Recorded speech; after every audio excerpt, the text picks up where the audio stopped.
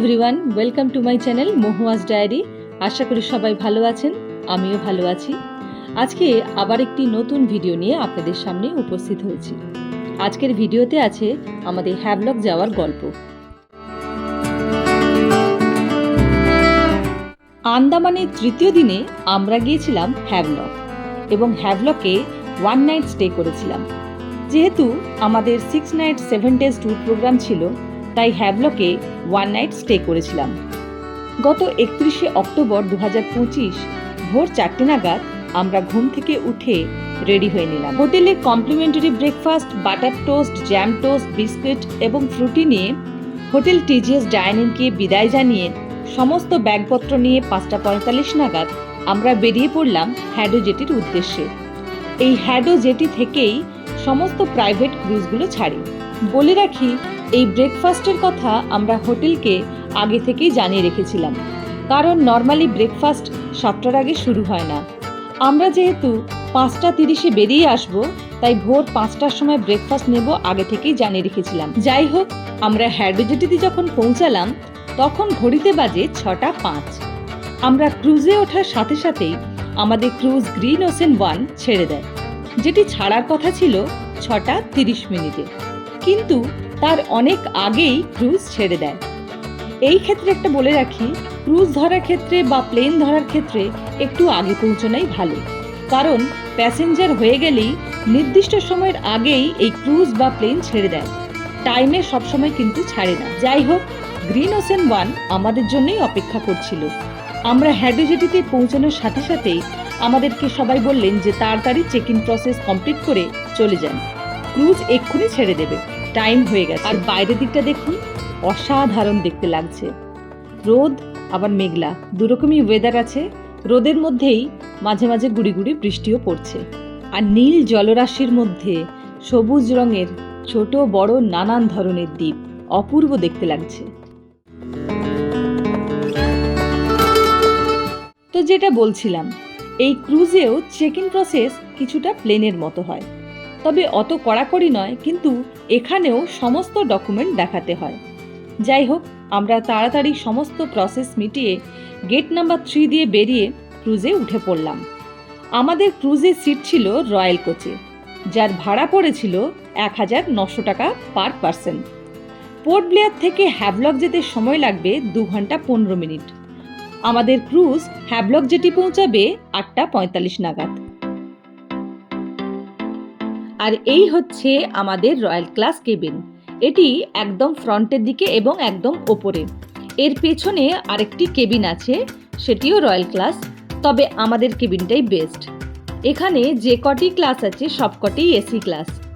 আমাদের royal class একদম উপরে, এর নিচে আছে ডিলাক্স, সেটিও এসি কম্পার্টমেন্ট, এবং ডিলাক্সের নিচে আছে প্রিমিয়াম, সেটিও এসি, কিন্তু একদম নিচে। ওখান থেকে সমুদ্রের ভিউ কিছু দেখা যায় না, শুধুমাত্র সাইডে একটি স্ক্রিন আছে যেখানে ছবির মাধ্যমে দেখা যায় কোথায় কতদূর পৌঁছালো, এবং ওখানে একটু পেট্রোলেরও গন্ধ পাওয়া যায়। এই গ্রিন ওশেন 1-এ সবচেয়ে ভালো ক্লাস হচ্ছে রয়্যাল ক্লাস এবং ডিলাক্স ক্লাস।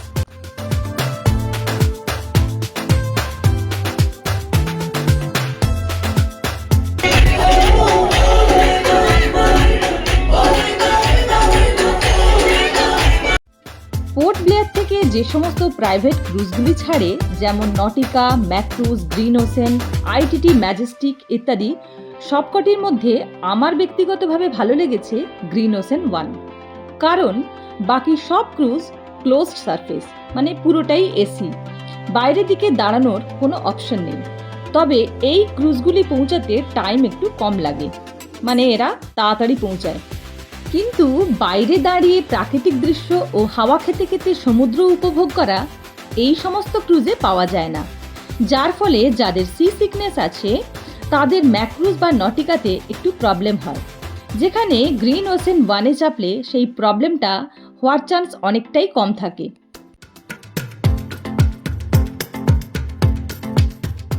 আর গ্রিন ওশেন 1-এ চাপার আরেকটি প্লাস পয়েন্ট হচ্ছে এই ওপেন ড্যান্স ফ্লোর।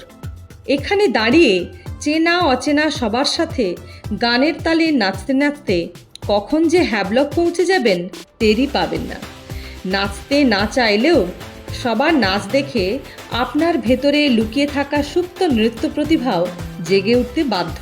যেমন এই যে আমি নাচতে একদম জানি না, তাই প্রথমে একটু দ্বিধাবোধ হচ্ছিল, কিন্তু পরে সবার নাচ দেখে আমিও আর থাকতে পারলাম না, নেমে পড়লাম ডান্স ফ্লোরে। আর এই যে টুপি মাথায় ভদ্রলোককে দেখছেন, ইনি আমার হাজব্যান্ড। নাচতে সেরকম পারেন না, কিন্তু নাচতে ভীষণ ভালোবাসেন। সেদিন ইনি এক প্রকার জোর করে আমাদের সকলকে ড্যান্স ফ্লোরে নামিয়েছিলেন। যাই হোক, দারুণ এনজয় করেছিলাম সবাই মিলে।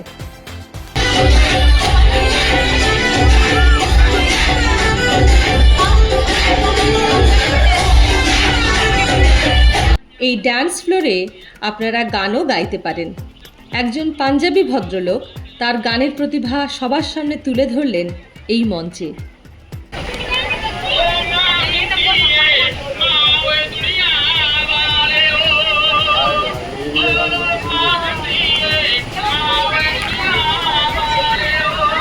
এই ড্যান্স ফ্লোরের পাশেই একটি চা কফি স্ন্যাক্সের স্টলও আছে।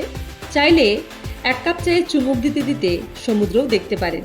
এরই মাঝে আমরাও একবার ব্রেকফাস্টটা সেরে নিলাম। ধনরাজজি মানে আমাদের ট্রাভেল এজেন্ট হোটেলের ব্রেকফাস্টের সাথে বড়াও পাঠিয়ে দিয়েছিলেন। বড়াটি খেতে খুবই ভালো ছিল।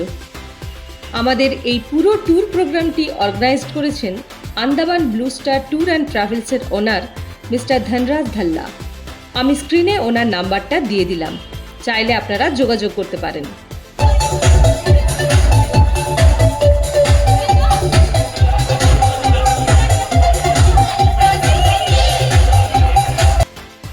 এই সমুদ্রের ওপর দিয়ে যাত্রা করার সময় আমরা বেশ কয়েকবার উড়ুক্কু মাছ মানে ফ্লাইং ফিশও দেখতে পেয়েছি। খুব ভালো লেগেছে। আমার একটু সামান্য সি সিকনেসের প্রবলেম আছে, কিন্তু এই গ্রিন ওশেন ওয়ানে তা বিন্দুমাত্র অনুভব হয়নি। ফলে পুরো জার্নিটাই আমি খুব এনজয় করেছি।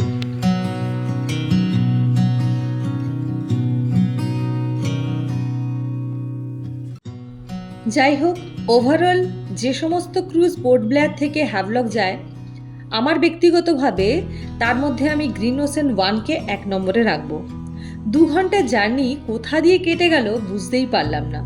দারুণ ভালো লেগেছে। গ্রিন ওশেন ওয়ানের পুরো জার্নিটা খুব এনজয় করেছি। দেখতে দেখতে আমরা হ্যাভলক জেটিতে পৌঁছে গেলাম। এখন ঘড়িতে বাজে সকাল 8:43। এখানে যিনি আমাদের জেটি থেকে পিক আপ করবেন ও পুরো জায়গাটি ঘুরে দেখাবেন, তিনি হলেন মিস্টার সুমিত দাস। আমি স্ক্রিনে ওনার নাম্বারটা দিয়ে দিলাম। ধনরাজজি এনার নাম্বার আমাদের দিয়ে দিয়েছিলেন আগেই। এই আইল্যান্ডে ইনি এখন আমাদের চালক। আমরা জেটিতে পৌঁছানোর কিছু আগেই মিস্টার সুমিত দাসকে ফোন করেছিলাম। উনি ড্রাইভার পাঠিয়ে দেবেন বলেছিলেন।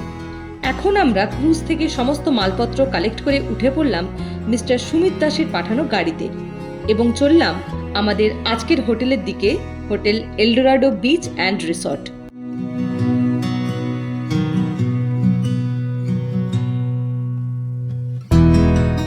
আর এই হলো হোটেল এলডোরাডো বিচ অ্যান্ড রিসর্টের কটেজ। খুব সুন্দর পরিবেশটা, প্রচুর নারকেল গাছ লাগানো আছে এখানে এবং মাঝখান দিয়ে রাস্তা। আমাদের রুম হচ্ছে ডিলাক্স 131 এবং ডিলাক্স 132।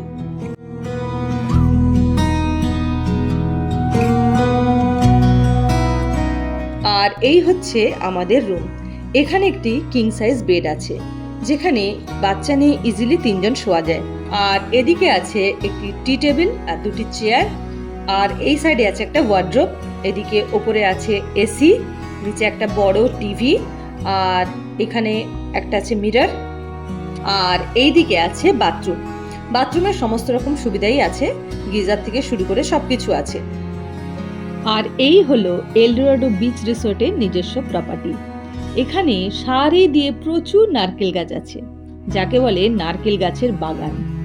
এই আন্দামানের প্রধান গাছের মধ্যে অন্যতম গাছ হলো এই নারকেল গাছ। প্রায় প্রতিটি দ্বীপেই এই নারকেল গাছ দেখতে পাওয়া যায়, যার জন্য আন্দামানের নারকেল খুব সস্তা এবং প্রচুর পরিমাণে পাওয়া যায়। আর নারকেলগুলি সাইজেও বেশ বড়। এই রিসর্টটি খুবই সুন্দর দেখতে। আর সবচেয়ে আকর্ষণীয় হলো এই রিসর্টের নিজস্ব বিচ।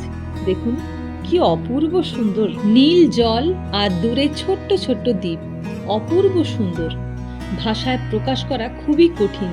শুধু দু চোখ মেলে প্রকৃতির এই অপরূপ অপার সৌন্দর্য উপভোগ করা ছাড়া বলে ব্যাখ্যা করে বোঝানো খুবই কঠিন।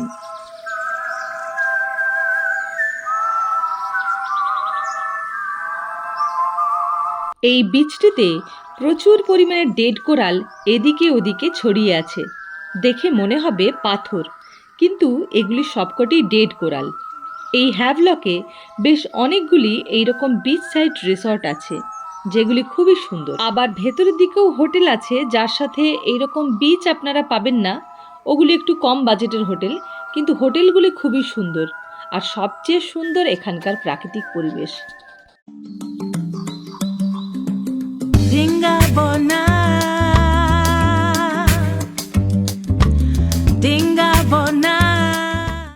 হোটেলে সমস্ত ব্যাগপত্র রেখে একটু ফ্রেশ হয়ে নিয়ে আমরা বেরিয়ে পড়লাম কালাপাথর বিচ দেখতে। কালাপাথর বিচ আমাদের হোটেল থেকে মিনিট 10-এর রাস্তা। তাই আমরা ঠিক করলাম প্রথমে কালাপাথর বিচ যাব এবং তারপর হোটেলে ফিরে ফ্রেশ হয়ে লাঞ্চ করে একেবারে বেরিয়ে পড়ব রাধানগর বিচের উদ্দেশ্যে এবং ওখানেই সানসেট পর্যন্ত থাকব। কথা বলতে বলতে আমরা পৌঁছে গেলাম কালাপাথর বিচে। আর এখানেই প্রথম এতদিনের পর নীল জল দেখতে পেলাম। উফ, চোখ জুড়িয়ে যাচ্ছে। আজকের ওয়েদারটাও একটু ভালো মনে হচ্ছে। ছবিতে যেমন নীল জলের সমুদ্র দেখি, এখানের বিচ থেকেও অবিকল সেই নীল জলরাশির সমুদ্র দেখতে পাচ্ছি। দারুণ অনুভূতি হচ্ছে একটা।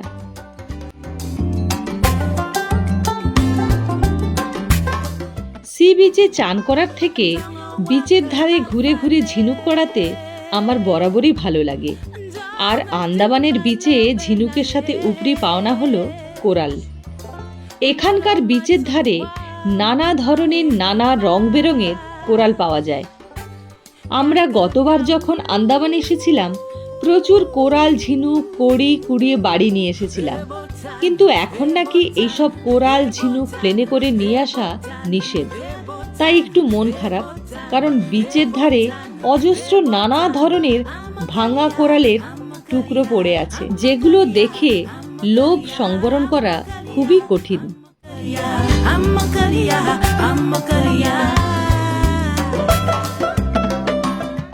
কালাপাথর বিচটি আমার খুবই সুন্দর লেগেছে। সাদা বালি আর ক্রিস্টাল ক্লিয়ার নীল জল। এখানে বিচের ধারে অনেক কালো পাথর আছে, যার জন্য এই বিচের নাম কালাপাথর বিচ। এখানের বিচে মূলত সবাই সকালে সানরাইজ দেখতে আসে, তবে এখন এখানে বেশ কয়েকজনকে চানও করতে দেখলাম। আর এখন আমরা চলেছি রাধানগর বিচের উদ্দেশ্যে।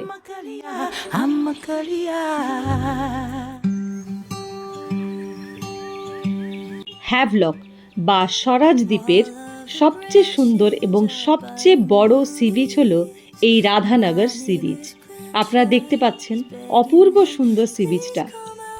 শুধু হ্যাভলক নয়, আমাদের ভারতবর্ষের সবচেয়ে সুন্দর সি বিচ হলো এই রাধানগর সি বিচ। এমনকি এশিয়ার মোস্ট বিউটিফুল বিচের মধ্যেও এই রাধানগর সি বিচটি পড়ে।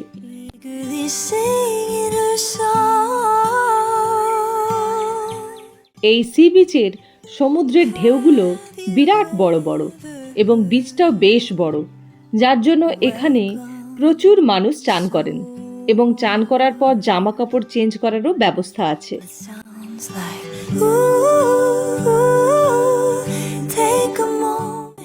এই হ্যাভলক বা স্বরাজ দ্বীপের কালাপাথর এবং রাধানগর সি বিচ দুটোই আমার খুব ভালো লেগেছে। ক্রিস্টাল ক্লিয়ার জল, সাদা বালি আর তার সাথে নীল জল, ছবির মতো অপূর্ব সুন্দর জায়গাগুলো সত্যি চোখে না দেখলে বিশ্বাস করা অসম্ভব।